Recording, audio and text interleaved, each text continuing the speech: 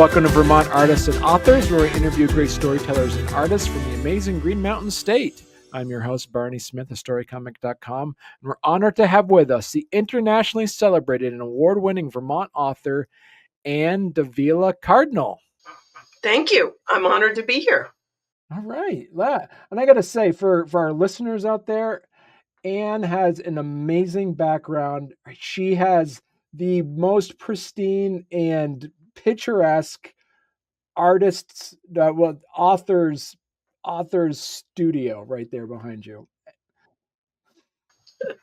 It's, a lot of my friends they're like, oh, I need to have the walls bare and nothing so it doesn't complicate I'm like, no, I need chaos. I mean, that's how I create. So there's lots of colors and things going on. And that the books there are actually a lamp. No way. Okay. Mm-hmm. So, and the skulls are necessary. Yeah. There's okay. Right behind me. That's right. You get the skulls. You get some bats. This is like the perfect, like young adult author, horror author background that you have going on there. So it's spooky. It's spooky, but safe at the same time. See, it's also my vibe. Even without the author thing, I've been in love with horror most of my life. My adult is not horror; it's magical realism. But I've always loved horror, so I've always had that sort of sensibility. Okay, and so as we said in the intro, you are a Vermont author. You've been in Vermont for many years, and you have a new book coming out in June. Yeah, June 17th. You've awoken her. Okay, and does this also fits under the young adult or the magical realism genre? That's young adult horror. It's my Cthulhu in the Hamptons book. So, for anybody who doesn't know who Cthulhu is, you actually do. You just didn't know his name, but he's H.P. Lovecraft, who was a famous, very problematic horror writer, New England, and Cthulhu is probably his most famous monster. So it's a sort of a way of taking him back, with a Puerto Rican main character, and yeah, I had a great time writing that one. Now, as you mentioned, you write adult novels and you also write young adult novels. How is it different between? How is the writing style different between the two? That's a great question. It is young adult. You have an audience that's impatient, and it really keeps you honest. They're not going to stand for a lot of pontificating, so I like it because it's like you get right to the story or you lose them. And I find that really helpful. I grew up in magical realism. I love the ornate language. But I also, in terms of writing, I used to write ornate and then I'd write myself into a corner. And when I started writing young adult, it pulls in and you distill it down to the story. And I enjoy it. I don't plan on ever stop writing that. I'm writing a lot of adult now, but I love the young adult field. So walk us through your typical writing process. I'm really curious about that. How do you begin a new project and what steps do you take from, say, like the first concept to the final draft? Well, I used to be, they say plotter or pantser, because you go by the seat of your pants. And I used to be very much a pantser. And I did the MFA program at Vermont College of Fine Arts in writing. And I started to realize I would write myself into corners, and I always knew where it started and I had a good idea where it was going to end. And then stuff happens in the middle. But that stuff happening in the middle is the hard part of writing a novel. So a friend, Corey McCarthy, who is also a primarily young adult author, he taught me this method of plotting. And so most of them weren't, I would look at methods and my brain would cross because I'm a visual person. I'm not a math oriented charting person. And so it took 2 years for him to talk me into it. And now I don't know how I did it before. So Oh, I plan out the whole thing, and a lot of it is just made up and shoved in there, like in the middle. But then it sort of evolves, and it helps me to know, what's next. And very often things take different course for a little while, and then you go back. So I plan it, but I also leave space for surprises and for going hmm. in different directions. So there's also another term too that I learned from other authors, that there's also the plancer. Do you know the plancer? It's a combo. Kind of. So what do you use? You plant seeds as you're writing, and then when you get stuck in something, you're like, "Oh, that thing I mentioned about that pink suitcase I was left in the hallway closet," and so people would able bring stuff in. So there's the other term, which is also the plancer, which is kind of in between a plotter and a pantser in a way. And my editors point those out. I Oh, actually really? don't even see them. They're like, they make a suggestion. I go, oh, that's a really good suggestion. They said, Ann, it's already there. Look at this. And I'm like, oh. So thank God for editors, and I'm very much, a crappy first draft person. I have to force myself. I'm working on one now. I have to force myself to button share, because the art of writing to me is in the revision. And so the second, third drafts are just fun. Hmm. But my friend Will Alexander always says you're making the material with which you then make the art when you write a first draft. So it's just something you have to get through. Right. Now, have you seen anything with your editors? Because editors are so important for authors. Have you been? Has there been something that your editor just says this doesn't work in this book, and you got to cut out this altogether? Have you been stubborn enough to say, well, then I'm just going to put in a different book because I like this scene or I like this character development? Have you taken anything out of one book and used it for Oh inspiration yeah. in another one? Oh, definitely. I never waste anything. I always tell people when they're like, "Well, my this book didn't sell, so I figure I should work on it." I said, "Yeah, you work on the next one, and that book either you pull in the characters or elements, or you revise it and send it out again, or it's nothing's wasted." And this is why I have these big discussions about the concept of failing as an artist. I don't think you fail. I think everything is process. Um, and so those drafts or those scenes you hate to get rid of, I save them. Um, Mm, and I have reused them, not all the time. right. Usually they're right, you know. Usually, and with hindsight, I'm like, oh wow, okay, that was a different book. Um, but I haven't had many hills I've had to die on where I say, no. Right. Um, More in covers than Right. anything. But um, in terms of content, I'm very open to feedback. Oh my God, please help me make it better. You know? Was that something that you learned to do as an author, is to take in the feedback, or have you always been someone who just openly accepted Oh no, feedback from editors? no. Um, that was MFA. That was here you are. You're paying for this degree. You're doing all this work. If you're not listening to your advisor, because it's a non-traditional format. You send these packets, and then the idea is it emulates the edit letter. So every month you get these edit letters, and you have to process the feedback and then find a way to make it happen or not. um, and so it trained me how to do an editorial letter. So at this point, nothing shocks me. um, Mm, IP is a little more complicated. IP is when you're hired to write something, um, and it's their concept, so you don't have the ultimate say. Um, and that's a little bit of a different animal, because you're like, oh wow, I never would have written that, but it isn't my call.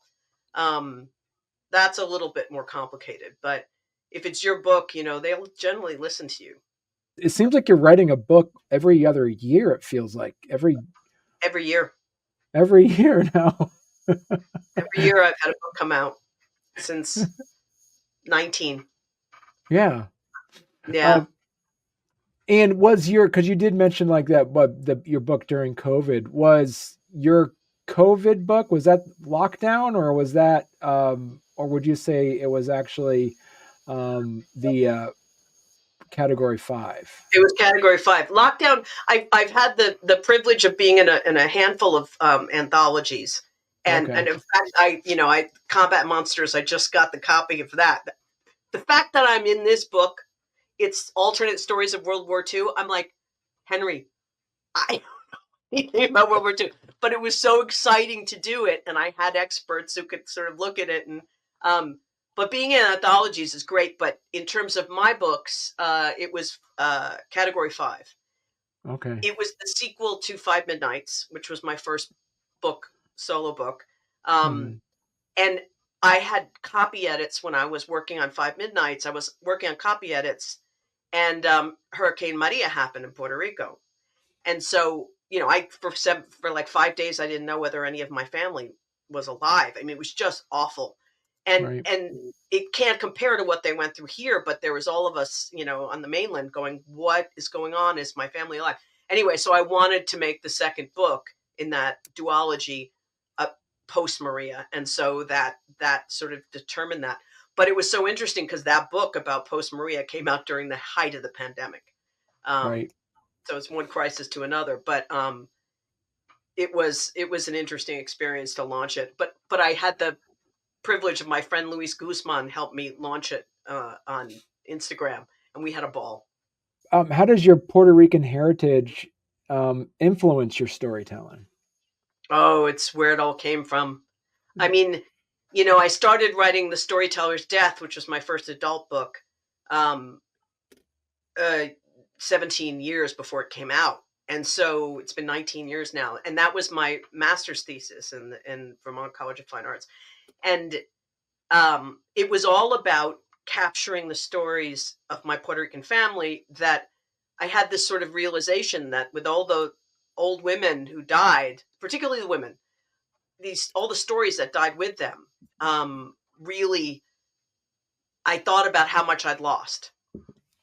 And so uh, I started writing them down, and that's where it started. So I was sitting at a cafe in Montpelier at Capitol grounds, and I Hmm. said to a friend, we were talking about how old people are treated in this country, and I said, that's not true in my family. When I was in Puerto Rico, there was always some old woman dying in the back room of my childhood, and my friend's like, that's a first line. That's a first line. And so I started what I thought was a short story, and it became Storyteller's Death. But it was all about those stories of my Puerto Rican family that I worried would die with me, because I wanted my son to know them. So Storyteller's Death started about wanting to tell my son the stories of Puerto Rico and why I have such a strong relationship with that side of myself. Mm.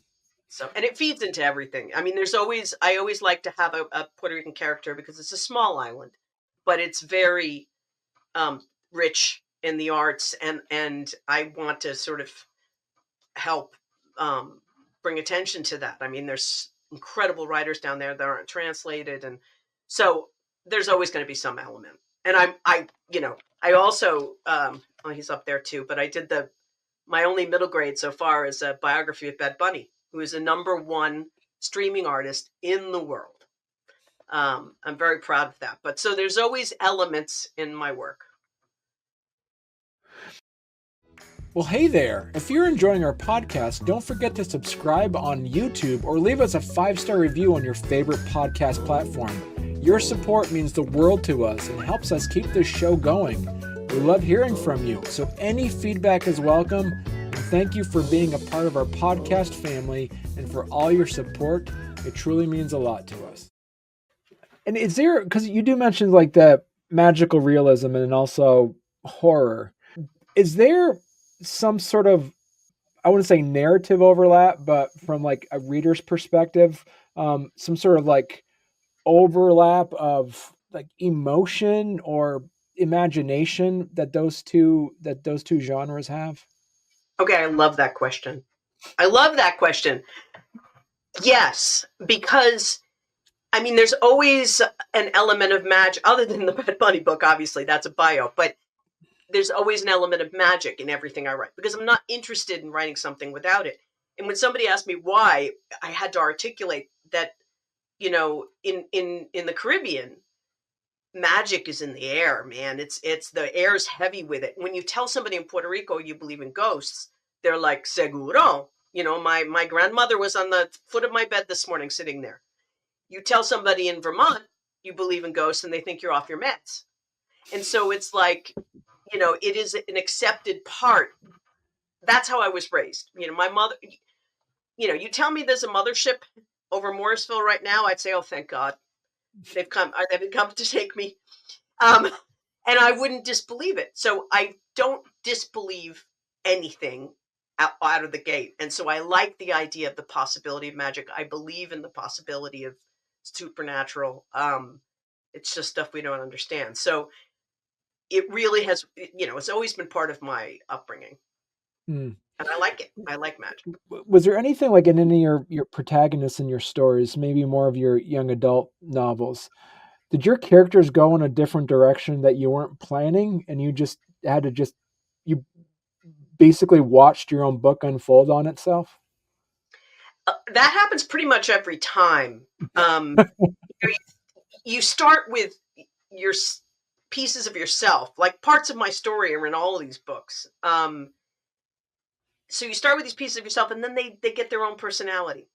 And so people will say, "Oh, We Need No Wings" is very much about who I am now. Storyteller's Death was more about who I was as a child in Puerto Rico every summer, but We Need No Wings is more about who I am now. So people think, "Oh, well, I saw so much of you in the main character." I'm like, "Well, it started that way." And but then she has my favorite character is a nun cousin who she meets in Spain, and she's very irreverent and funny and sharp, and I see parts of myself in her. So it's like I'm sort of pieced out through these characters, but the characters are really their own people, Okay. being. I don't think I'd ever want to write a memoir because why? I've already taken all the pieces that I want to tell. Not yet. It's coming though.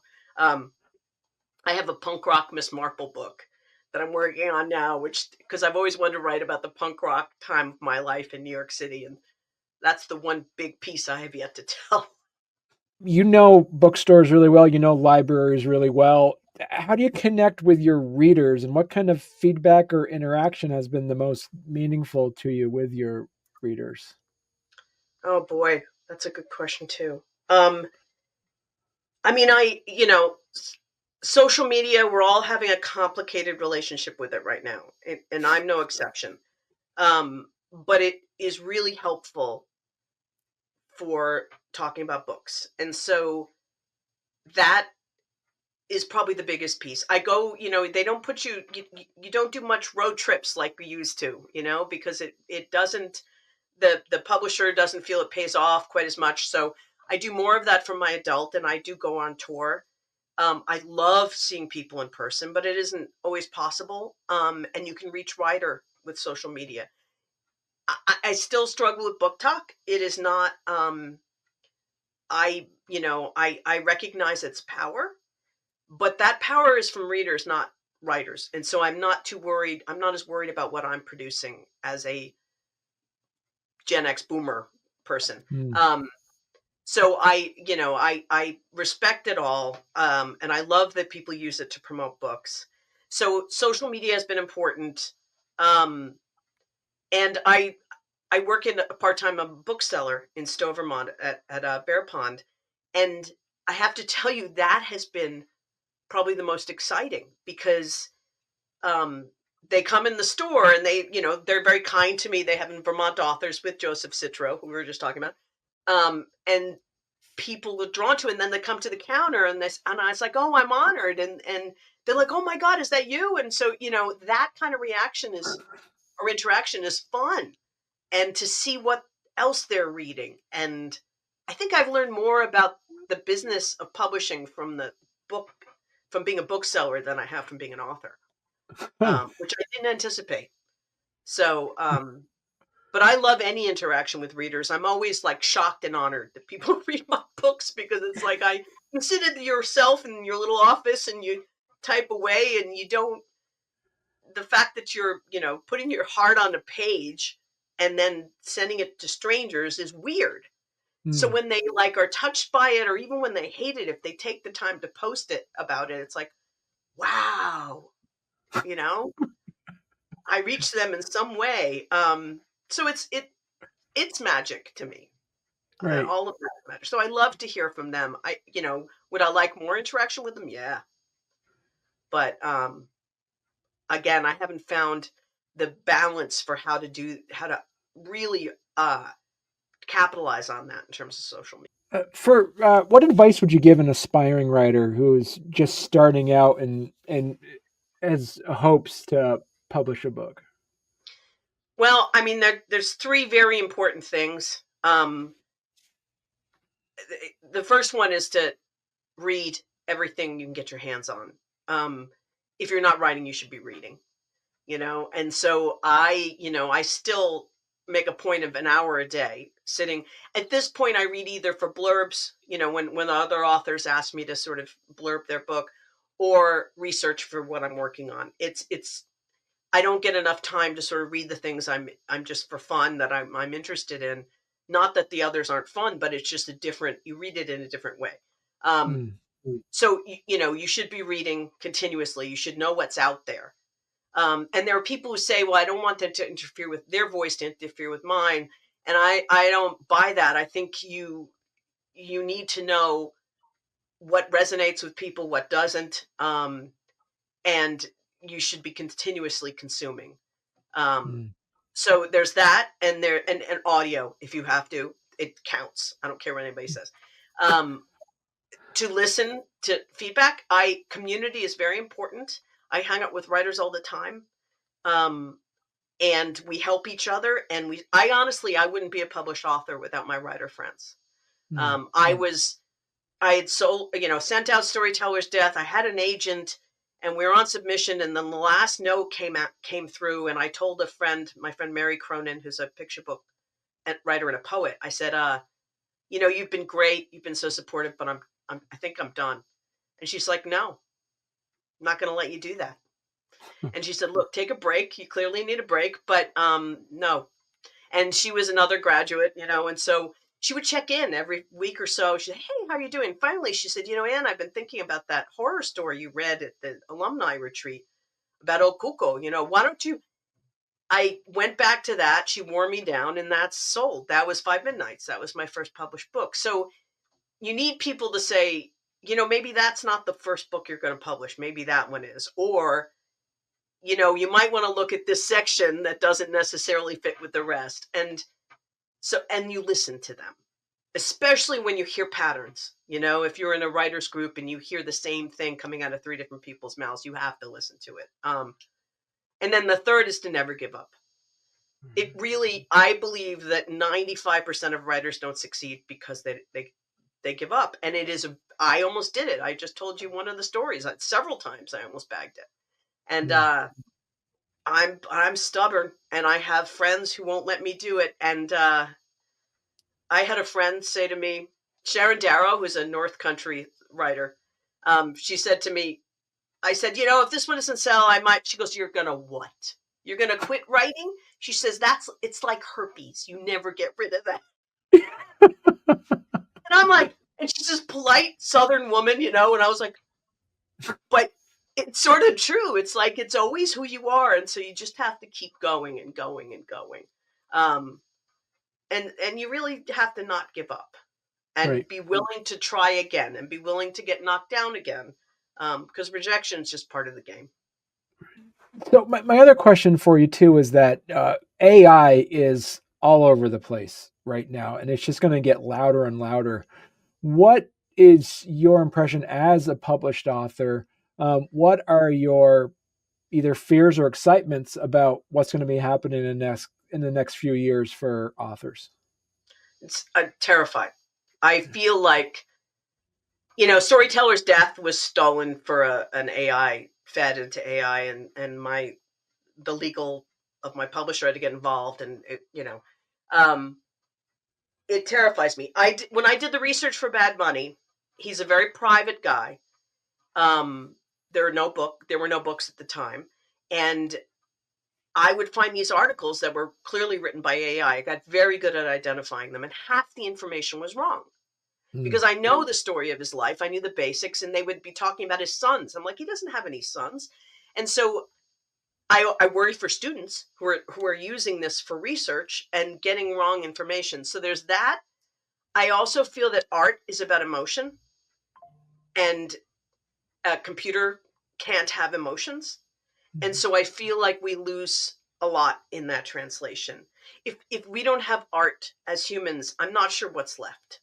Right. And yes, I'm biased because I make my living that way, but it can't. But I was on a panel, Barney, with these people about AI because of the incident of mine being stolen. And there was a young man who was a lawyer, who was probably 40, who was a lawyer for an AI company, and he fought for the companies. These were really top people in their fields. There was somebody who owned an AI company. And I told him, I said, it's about emotion. You can't have AI can't write a impactful poem about losing a child. And so I was talking, and then he said, Ann, I got to tell you, while you were speaking, I asked AI to write a poem about losing a child, a father losing a child. And he read the poem, and it was quite good. And I was like, okay, shit, there goes that argument, But it doesn't have the resonance when somebody who's writing this has had personal experience with it, and you feel, this camaraderie with them, and like they get it. The AI can't get it. So it's complicated. I also, he is the one who told me, he said, it's not going to be writing novels anytime soon because there is a maximum number of pages it can retain this, it can manage the story. So I don't know. I mean, I worry because it's one of the few truly human things we do. If people want to learn more about you and your work, where's the best place they could go to? I mean, there's my website, probably AnnCardinal.com. Probably I'm most active on Instagram. There's a lot of people leaving it these days, but I like communicating with photographs. I've always, and so I'm there. So those are probably the best, most active places. And I love interaction on social media. Right. Well, non-troll interaction. So this is great. And so this is a fantastic conversation. I appreciate your time to sit down and talk with us. You got to come back on when you have another book coming out. You have one every year. So we should just always allocate the first February to have Ann come on. See? I would love that. Yeah, I'm excited about this one. It comes out 4 days after the Horror Writers Association conference. It's called StokerCon. And it's in Connecticut, so I can drive there. I'm so excited. So I get to be with all my horror geeks. Have a good time. Right. Awesome. All right. Well, thank you so much, Ann. Thank you for having me. I'm honored.